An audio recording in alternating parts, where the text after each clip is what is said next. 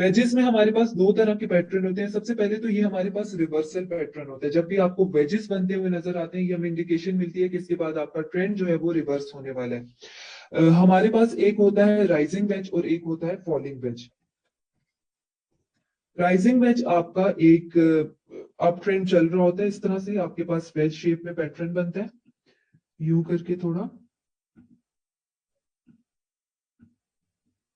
पहले जो आपका एक अप ट्रेंड चल रहा होता है, हायर हाइज हायर लोज बन रहे होते हैं, मार्केट में एक हमें बड़ा स्ट्रॉन्ग ट्रेंड देखने को मिल रहा होता है। ठीक है, बड़े आपको इस तरह से थोड़ा मार्केट इस तरह से वाइड उसमें जा रही होती है, और करते करते आपको फिर थोड़ा सा ट्रेंड वीक होता हुआ नजर आता है।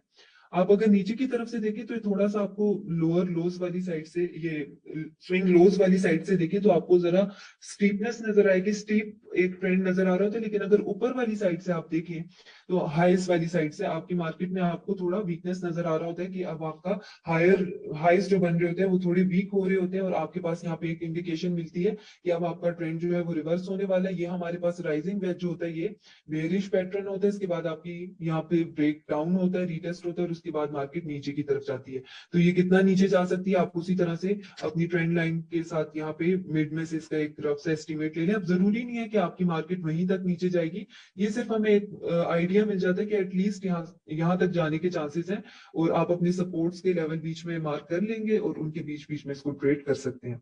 दूसरा हमारे पास आ जाता है फॉलिंग वेज। फॉलिंग वेज क्या होता है हमारे पास कि आपके ये हमारे पास एक सबसे पहले तो बुलिश पैटर्न होता है, और ये डाउन ट्रेंड के एंड पे बनता है। आपका एक डाउन ट्रेंड चल रहा होता है, मार्केट इस तरह नीचे की तरफ जा रही होती है, इस तरह से वेज शेप का एक पैटर्न बनता है, यूं।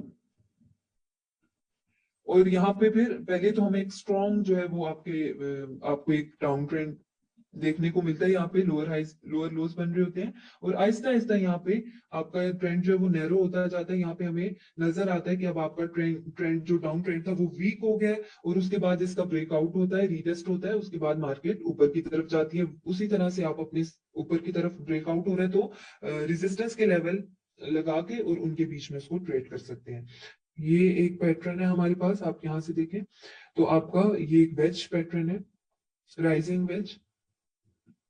बिल्कुल यहाँ पे बड़ा एक परफेक्ट एग्जांपल मुझे नजर आई है,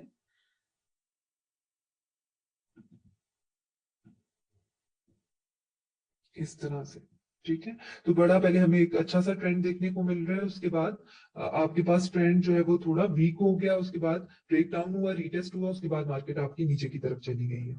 इसी तरह आपका फॉलिंग वेज भी इसी तरह बन रहा होता है कि आपकी डाउन ट्रेंड होता है, लेकिन एंड पे जाके थोड़ा नैरो हो जाता है। हमें वहां पे नजर आ रहा होता है कि ट्रेंड अब आपका वीक हो गया है, और वहां से फिर जैसे ही आपका ब्रेकआउट होता है उसके बाद आप उसको लॉन्ग की पोजीशन ले सकते हैं। तो ये दोनों पैटर्न हमारे पास रिवर्सल ट्रेंड रिवर्सल पैटर्न है, और इनके बाद आपका जो भी ट्रेंड चल रहा होता है, जैसे